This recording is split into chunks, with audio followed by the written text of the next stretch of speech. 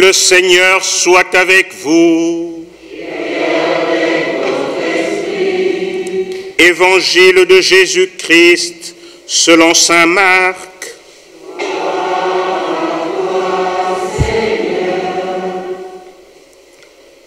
En ce temps-là, dans son enseignement, Jésus disait aux foules, « Méfiez-vous des scribes qui tiennent à se promener en vêtements d'apparat et qui aiment les salutations sur les places publiques, les sièges d'honneur dans les synagogues et les places d'honneur dans les dîners.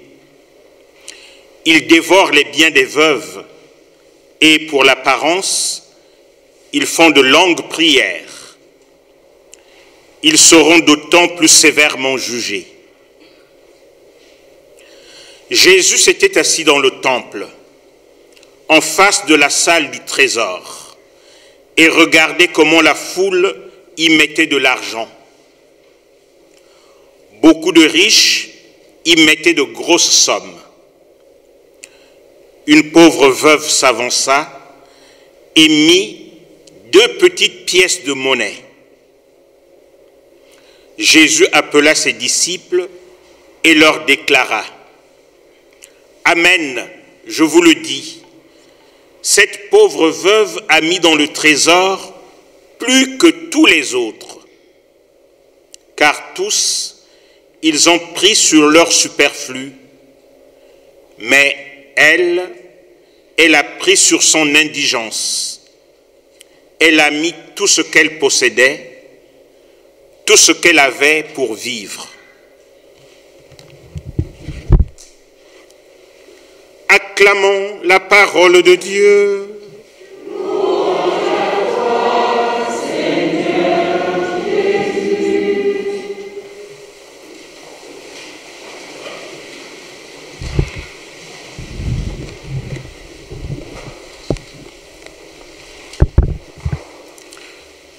Chers frères et sœurs,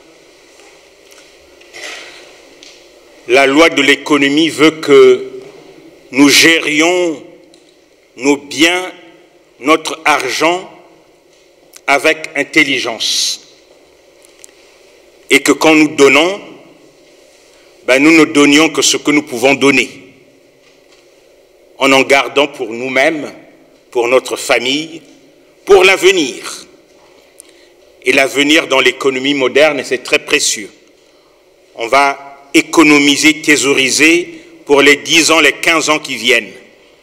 Il ne faut pas, c'est le proverbe courant, il ne faut pas manger son blé en herbe. Et l'évangile d'aujourd'hui, la parole de Dieu d'aujourd'hui, la première lecture surtout, et l'évangile, semble aller à contresens de toute la loi de l'économie que vous et moi, nous maîtrisons même si nous n'avons pas fait de sciences économiques. Voilà que Jésus dans l'Évangile nous parle d'une veuve qu'elle vient de voir au temple de Jérusalem. Il y a ce qu'on appelle le tronc dans lequel on vient mettre les offrandes pour la gestion du temple, pour la vie des prêtres, ainsi de suite. Et voilà que beaucoup de personnes s'avancent pour y mettre de l'argent, de grosses sommes, 5-6 billets de 50 € par exemple. Et dans la foule arrive, nous dit Jésus, une pauvre veuve qui va mettre 2 piécettes. Imaginons que c'est 2 pièces de 50 centimes qu'elle met là-dedans. Écoutez, moi qui suis prêtre, je me serais satisfait de voir toutes ces personnes déposer 2, 3, 4, 5 billets de 50 €. Si la quête était comme ça tous les dimanches, je pense que je sauterais au plafond. Mais voilà que Jésus a un regard tout à fait différent. Il regarde et il voit cette pauvre veuve. Et il dit, c'est elle qui a mis plus que tous les autres.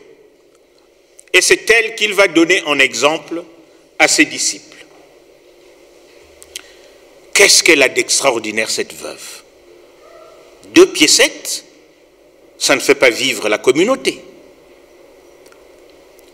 Ce qu'elle a d'extraordinaire, c'est qu'elle n'a pas donné 2 piécettes. Elle n'a pas donné 2 piécettes. Elle s'est donnée elle-même. Jésus dit, elle a mis tout ce qu'elle possédait, tout ce qu'elle avait pour vivre.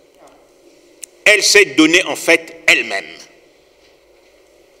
Elle a fait un pari sur sa propre vie, sur son avenir. Elle ne sait pas ce qu'elle va manger à midi, ni ce soir, ni demain. Elle a fait le pari qu'elle donne tout à Dieu. En fait, elle se donne à Dieu. Mais le pari fou qu'elle fait, c'est le pari de la confiance, de la foi en Dieu. Et c'est en définitive ce que Jésus voit. Cette femme a une confiance extraordinaire en Dieu.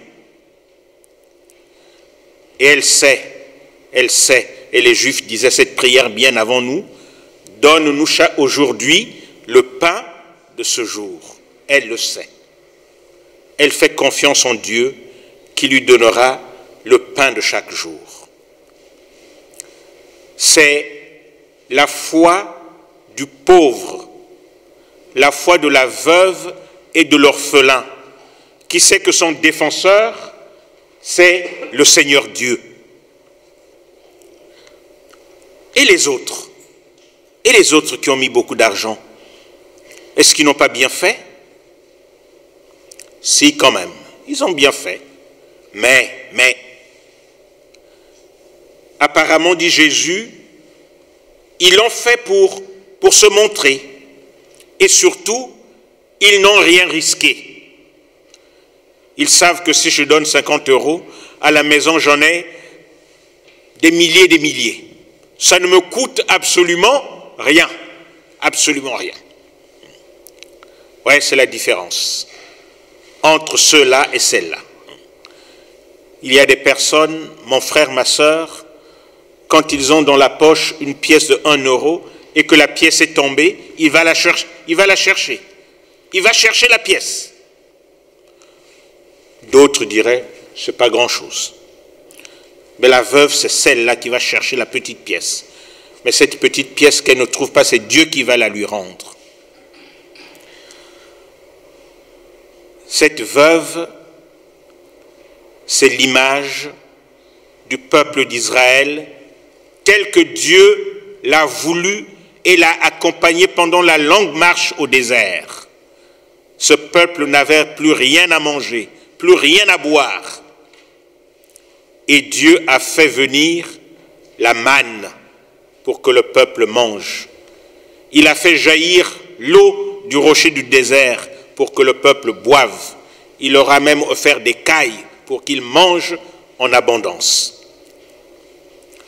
Cette foi en Dieu, le Christ veut nous la faire revivre à chacun de nous. La veuve, il veut que ce soit chacun de nous.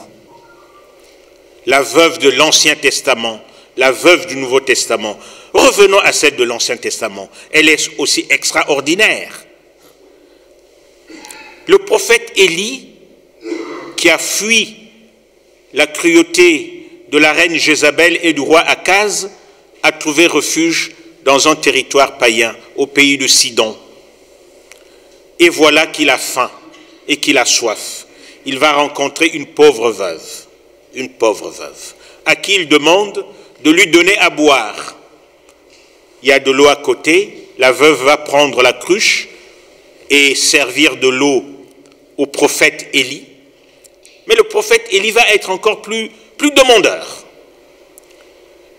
Fais-moi un peu de pain, j'ai faim, je veux manger. Et la veuve va répondre dans la simplicité et la vérité de sa vie. Je n'ai même pas de pain, il me reste un petit peu de farine. J'en ferai pour mon fils et moi, et puis nous attendrons la mort.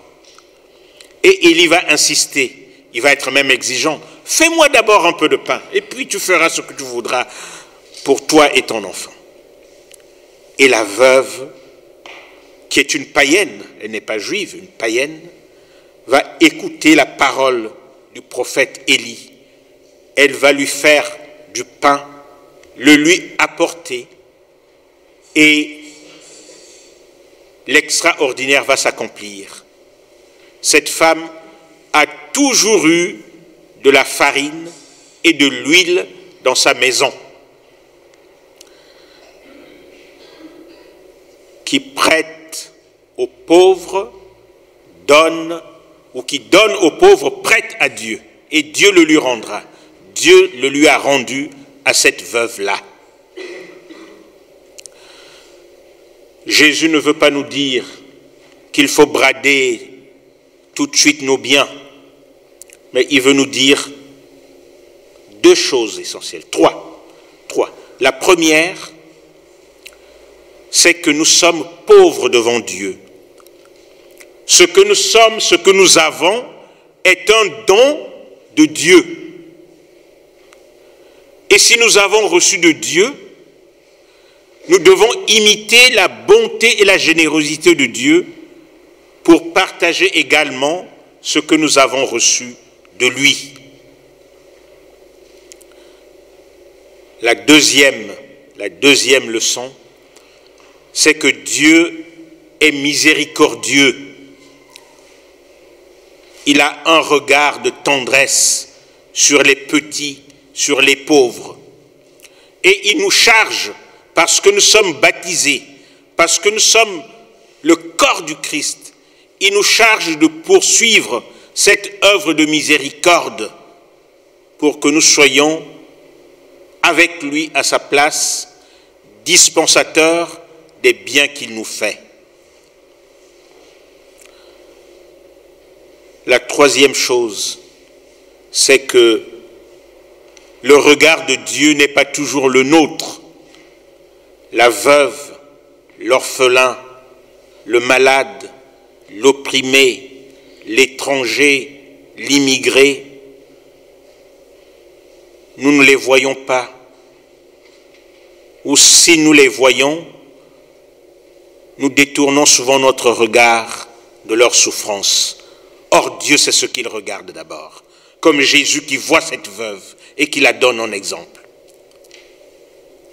Nous avons chacun de nous, nous avons notre Église, notre société, une conversion longue et prodigieuse à faire pour savoir que les petits et les pauvres sont les préférés de Dieu et que nous avons à nous mettre à leur service avec notre intelligence, notre solidarité, notre regard de tendresse et de bienveillance, notre sourire, pour donner la tendresse de Dieu à ceux et à celles qui n'en peuvent plus. Demandons au Seigneur Jésus qu'il nous donne la confiance de cette veuve de l'Évangile, la confiance de la veuve de Sarepta, pour que, même quand notre vie est compliquée, parce que nous n'avons pas toujours les sous qu'il faut pour payer les études des enfants, pour acheter ceci, pour faire cela, parce que nous n'avons pas les papiers pour travailler, tout un tas de choses, que nous puissions dire notre cri de confiance en Dieu et qu'il vienne à notre secours pour que lui qui prend soin de la veuve et de l'orphelin, il prenne soin de nous à travers des personnes dont le cœur est rempli de tendresse pour nous guider sur les chemins du bien, de la liberté. Amen.